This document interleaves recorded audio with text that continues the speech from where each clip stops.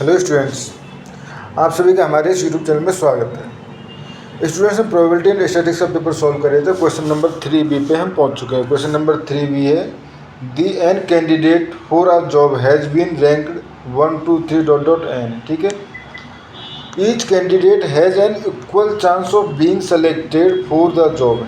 Basically rank दे रखे, साथ में दे रखा है each candidate has an equal chance of being selected for the job. ठीक है, let the random variable x defined as, x क्या डिफाइन कर रहा है हमारे पास, rank of the randomly selected candidate. ठीक है, तो उसके बाद find the probability mass function of x. ठीक है, second compute E x and first mean and variance. ठीक है, तो इसको सॉल्व करते हैं। ठीक है स्टूडेंट्स, यहाँ पे बेसिकली हमारे पास let candidates are ranked as 1 2 n। ठीक है, and x equal to rank of the selected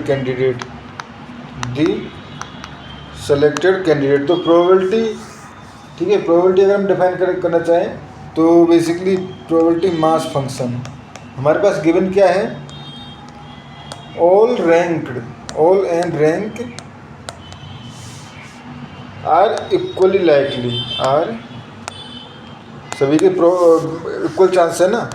ठीक है, तो यानी रैंक से कोई इफेक्ट नहीं पड़ने वाला, तो हम यहाँ पी एक्स इक्वल टू के कैंडिडेट को सेलेक्ट करने की प्रोबेबिलिटी इक्वल टू 1/n। ठीक है, के बराबर 1 2 n। ठीक है, एंड अब ये भी लिख सकते हैं ना, P X equal to 0, X equal to K पे 0 अदरवाइज। ठीक है, तो यहाँ से ये हमारे पास हो गया प्रोबेबिलिटी डिस्ट्रीब्यूशन फंक्शन। बेसिकली ये वाला पार्ट भी आपके लिए सफिशिएंट रहेगा। ठीक है, अब हमें निकालना है फर्स्ट मीन ई एक्स। ठीक है, तो ये हो जाएगा समीशन ऑफ के बराबर 1 to n। ठीक है, के डॉट 1/n। ठीक है, तो ये अगर देखें तो बेसिकली स्टूडेंट्स 1/n तो बाहर आ जाएगा। ठीक है, ये हो गया हमारे पास सम जो है वो हो गया हमारे पास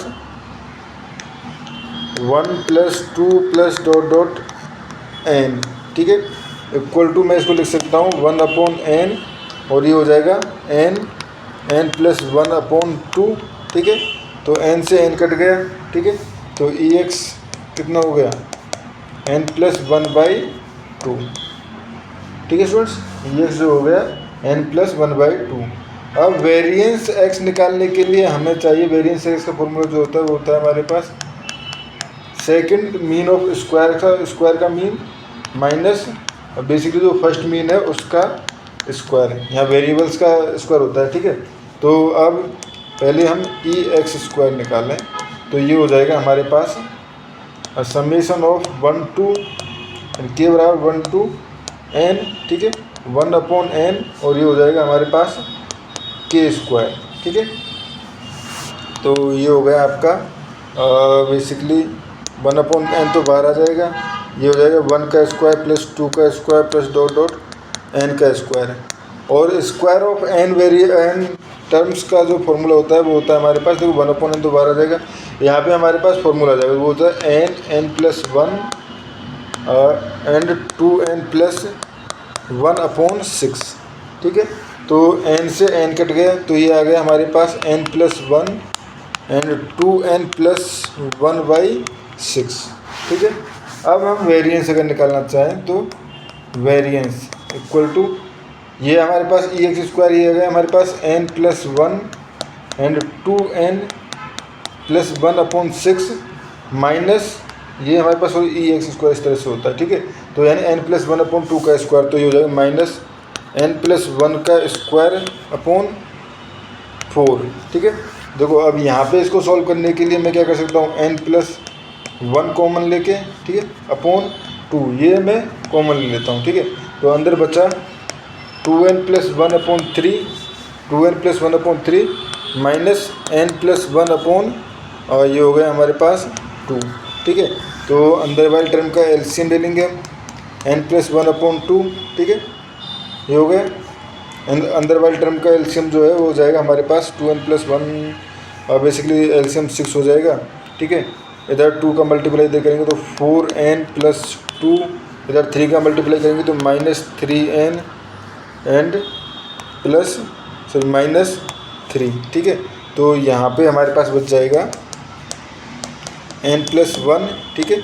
और ये बच जाएगा यहाँ पे एक n यहाँ से बचा, और यहाँ पे हमारे पास -1, n+1 n-1/12 या n² -1/12, ठीक है स्टूडेंट्स। तो ये हमारे पास हो गए इसका वेरिएंस जो कि हमें निकालना था, ठीक है स्टूडेंट्स। तो इस क्वेश्चन में हमें इतना ही करना था। Thank you.